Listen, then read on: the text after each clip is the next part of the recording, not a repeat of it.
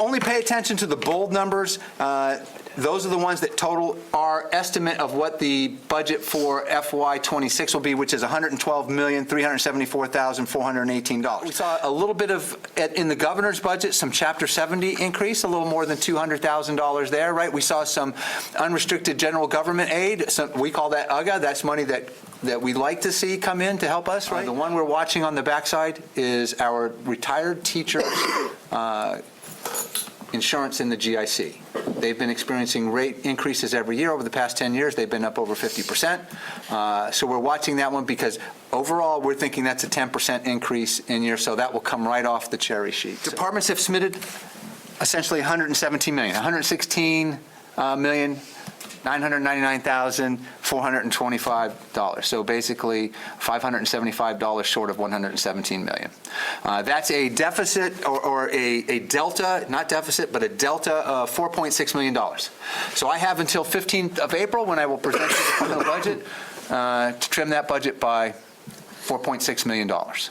I put out guidance on the town side that we could not absorb any new employees, that I would entertain conversion of benefited part-time employees to full-time if that was necessary. The schools, they have a request in, and what the superintendent brief was 20 new full-time employees. Blue Cross Blue Shield came back to us with a 15% increase, right? That's actually trending about the normal. Maya, who we were with before as a broker, before we became self-insured, is telling their members 9 to 20%. It's not a pretty picture for any municipality. I will tell you that I am working with the town administrators and managers in this area, in Bristol County and Norfolk County.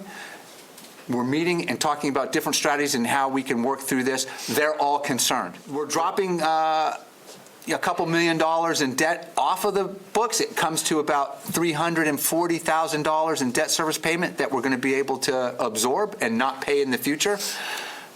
I'm working with the assistant town manager and all the departments, and we're looking at our capital plan. We put around in the free cash strategy $500,000, and I think we're going to dip into the capital improvement stabilization. That's what it was designed for, so we'll be able to work with that.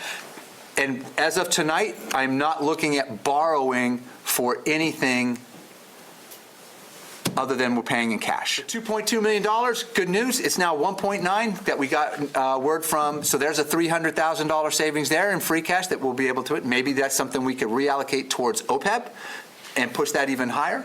But I am forecasting that $1.3 million deficit in June, and that we would be able to put, and then OPEB, if we maintain our commitment in the plan, there's $500,000 in the budget line. In accordance with the policy that you have, I would ask that you support and vote for an additional $800,000, so that brings our OPEB total to 1.3. We are, I believe, a hair to AAA, but the cost of borrowing is going up. Municipalities similar to us, same size project scope, they're not getting 3.2 or 3.5, they're getting 4%. With a AA positive and even with AAA. The more you borrow, the higher the interest rate is going. If we are to get AAA, I'm hoping this will be the year. We are working with the S&P in the coming days. They will issue our credit rating in March. What you're going to see me do now is deep dive with each of the departments. We're going to work hard on these budgets. We're going to find out what we can do, where room is possible, what's in. Yes, you've told me what you need. Now let's get down to figure out how we can do it and what we can really make happen from the rest of the budget.